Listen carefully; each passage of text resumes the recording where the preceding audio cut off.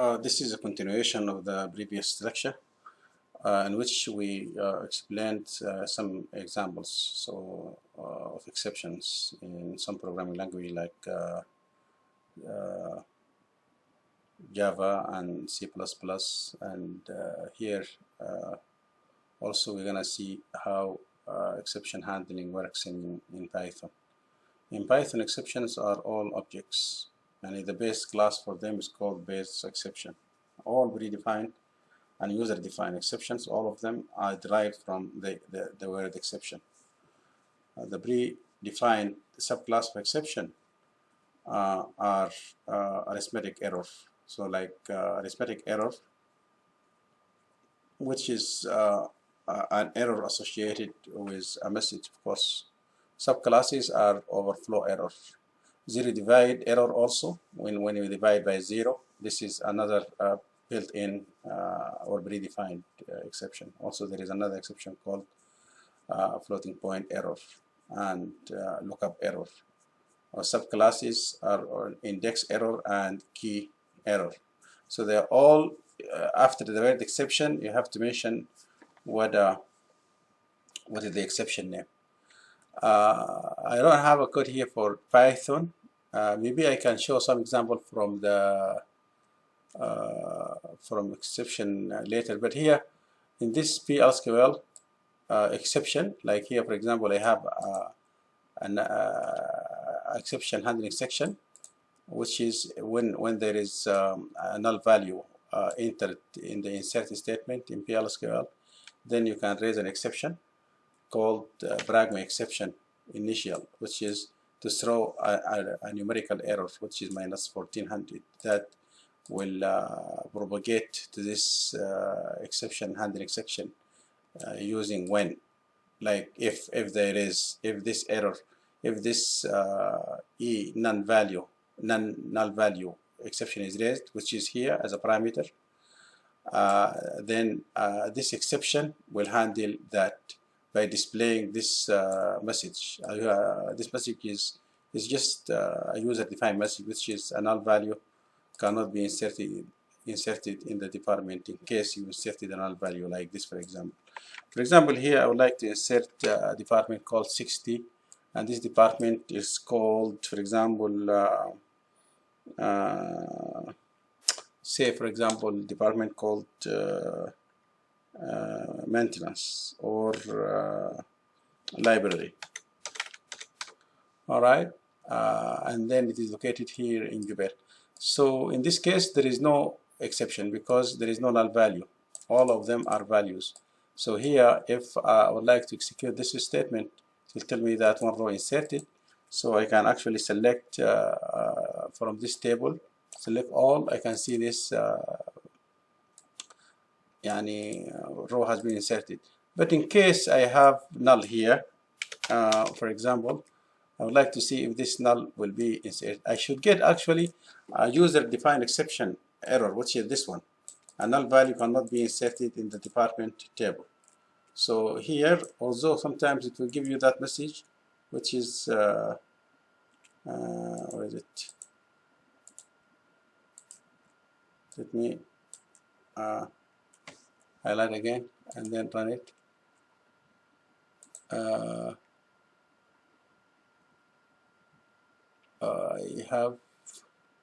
I have removed something by mistake. Just 1 second. Here I should put null, and here let me just put library or anything, but I'm gonna put null here. So let me try again. This one will raise this null value cannot be inserted in the department table. Again, if I would like to check it to see if there is a value is this library and Jupyter with a null value, let me just try to change this from this to anything, any department located in the map. Of course, this one will not be executed. There is no any record like this will be executed. I can see that here by looking at this message, because I try to insert a null here value.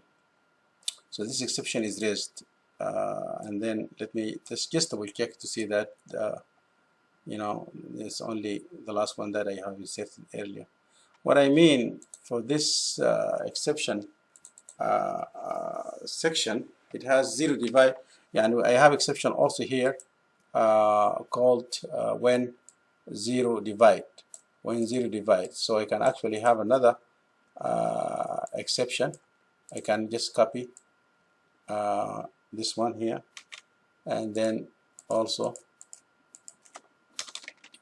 copy this code right here, and when zero divide,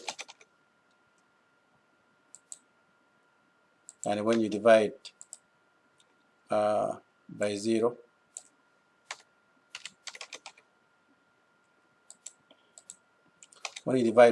then you can actually create a message saying you cannot divide by zero.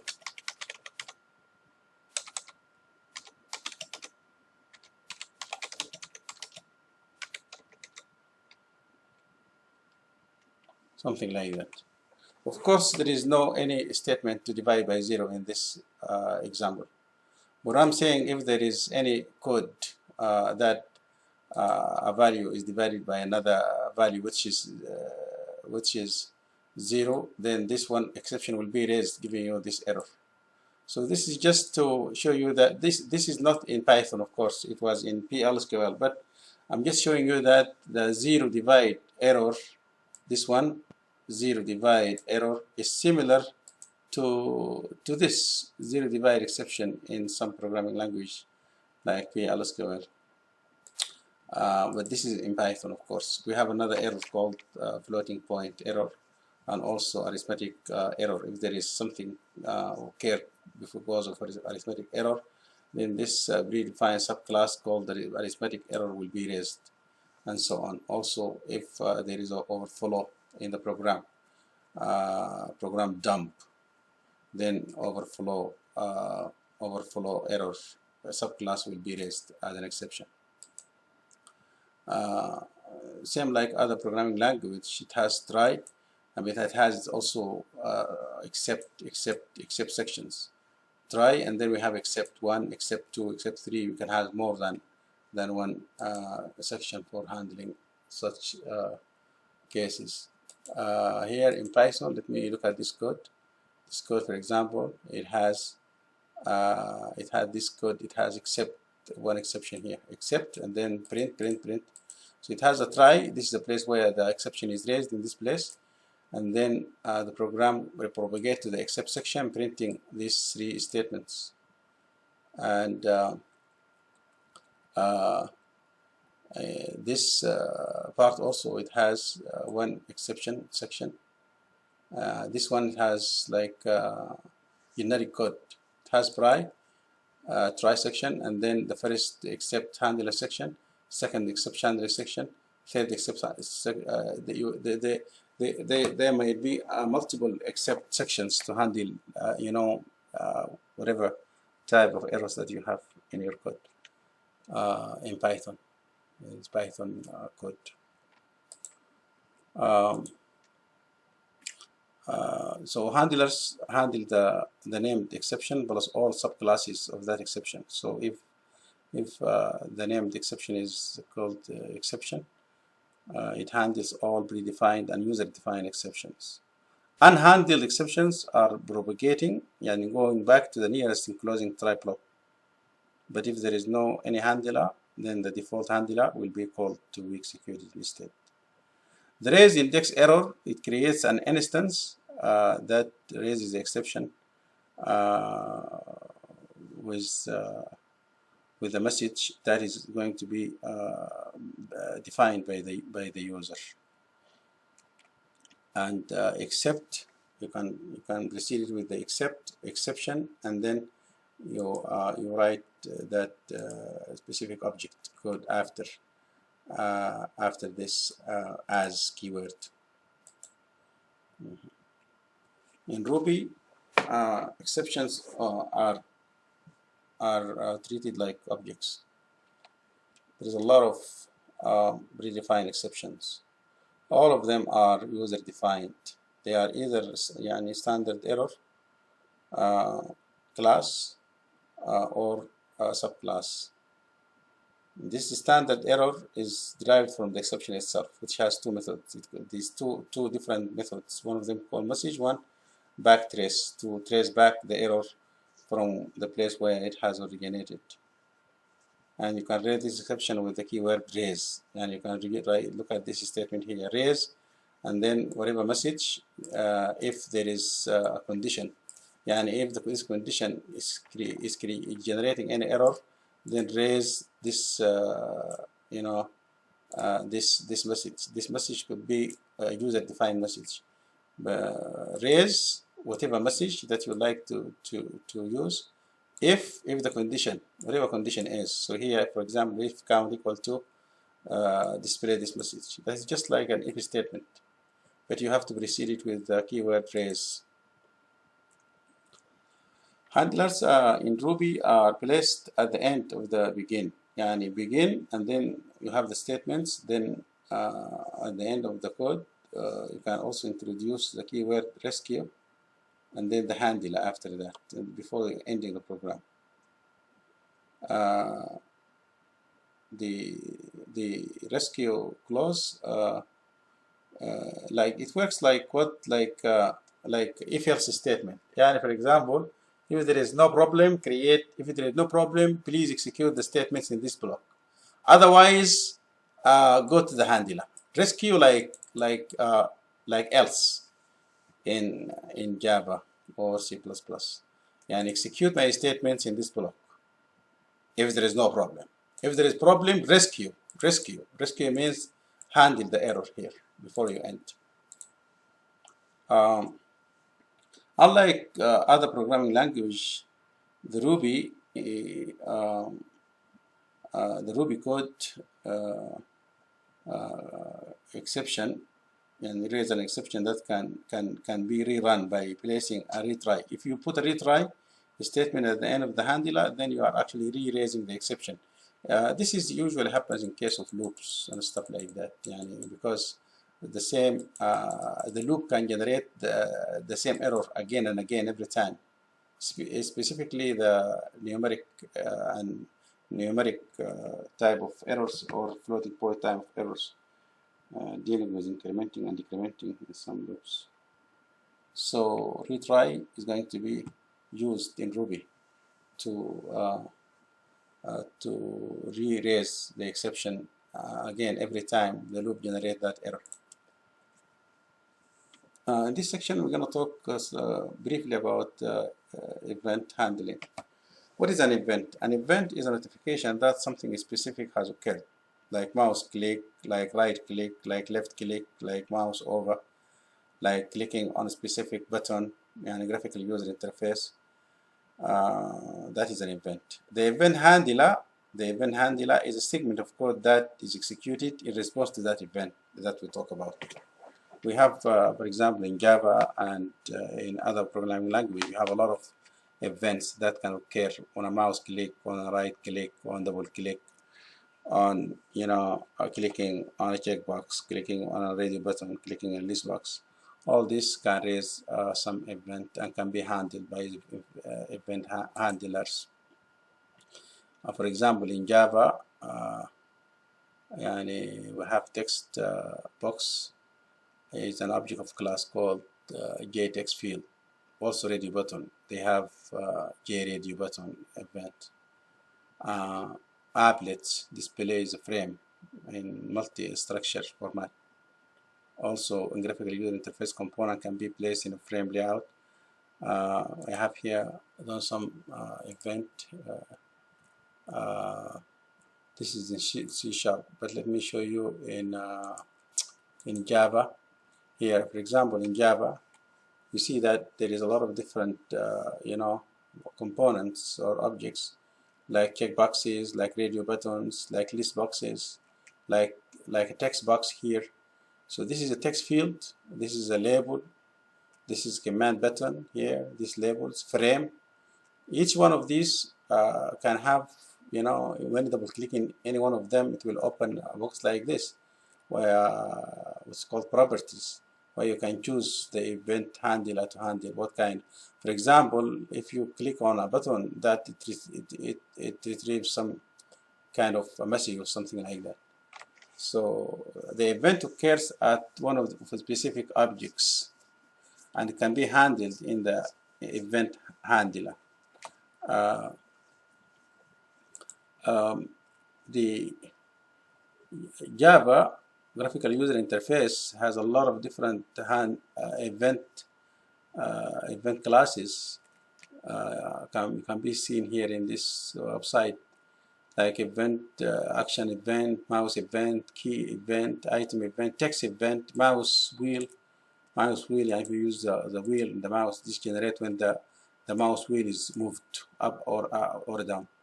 Window event, also the description of each one of them. For example, and here for mouse event, for example, this generate when mouse is dragged, moved, clicked, pressed, or released, and also when it enters or exits a component.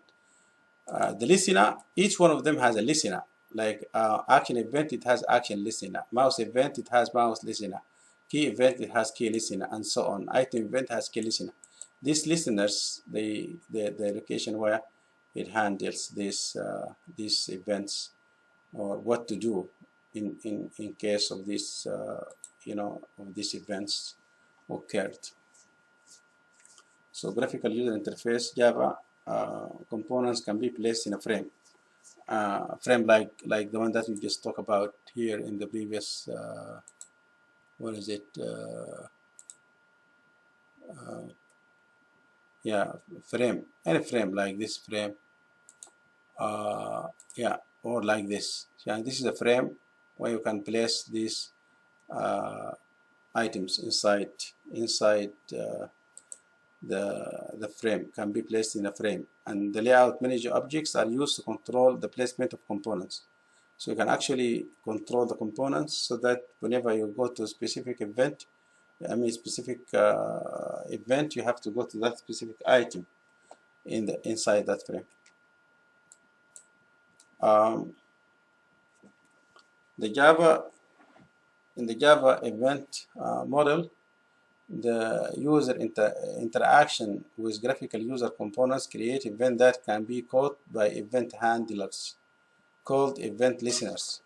As I told you in that table that we listed a lot of event classes, and then each one of them has a specific listener called event listener. An event generator tells the listener of an event by sending a message. That message could be a user-defined message, or it could be built-in message. An interface is used to make event handling methods conform to standard protocol.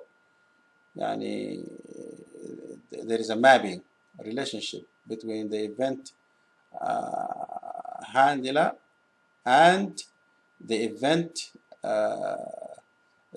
handling method, and also the protocol, which is the reason or the event, the class you know, event in which it occurs. So always there is a confirmation or there is mapping between them. A class that implements a listener must implement an interface for that specific listener.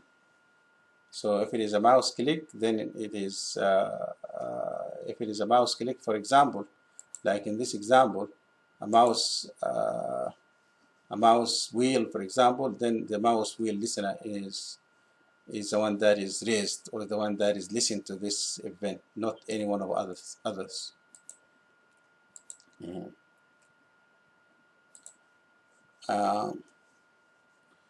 One class of events is called item event, which is associated with event of clicking the checkbox, or yani the item, because it could be any item. It could be, when it says item event, not text box event, for example, item event, item could be anything.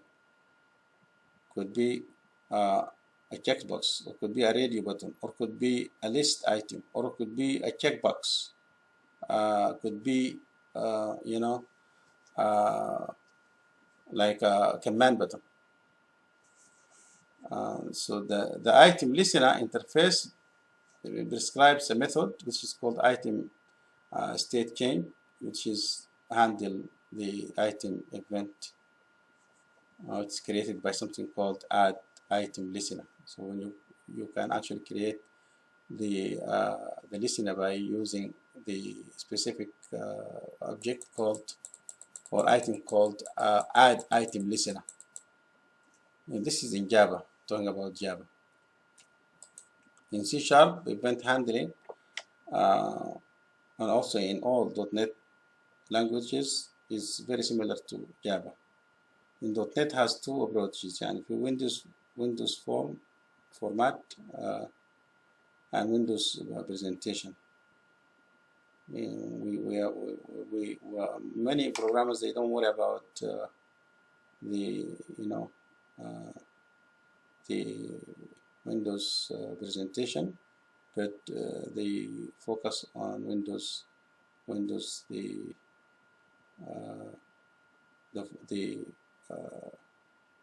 I'm sorry, they don't focus on the Windows presentation. They focus on Windows Forms. So which is the original approach for most programming language like C#. It's called subclass. It is a predefined class defined as system Windows Forms. So here system.windows.forms, the event handling section in .NET framework, including C# and J# and so on. There is no need to create a frame or panel for that graphical user component. You're going to have labels. These labels are used to place the text inside the window. And the other objects like radio buttons, they have their own objects called radio button. Checkboxes, they have their own objects called checkbox. List boxes, they have their own objects called listbox. Command button, they have their own objects called command button class. All these, they have their own objects to handle these events. So in a nutshell, Ada provide extensive exception handling facilities with a comprehensive set of built-in exceptions. Also, C++ can include a lot of different exceptions, but they don't have predefined exceptions. Exceptions are bound to handlers by connecting the type of exception in the throw statement. So so that the throw statement will conform to the formal parameter of the catch function. In Java, exceptions are similar to those of C++ exception, except that Java must be descendant of the throwable class. And we know that Java has throw and throws, unlike C++. And also, Java includes the finally clause, which doesn't exist in C++. An event is a notification that something has occurred that requires handling by an event handler. Okay, so an event is a notification. Something has occurred. An event has occurred. Something has happened. And it requires to be handled by a specific handler, event handler, as we explained in the previous slides. Java event, for example, Java event handling is defined on the swing components. And they can be all put in a frame and handled within that context. C# event is like .NET model, which is similar to those of Java, as we just discussed.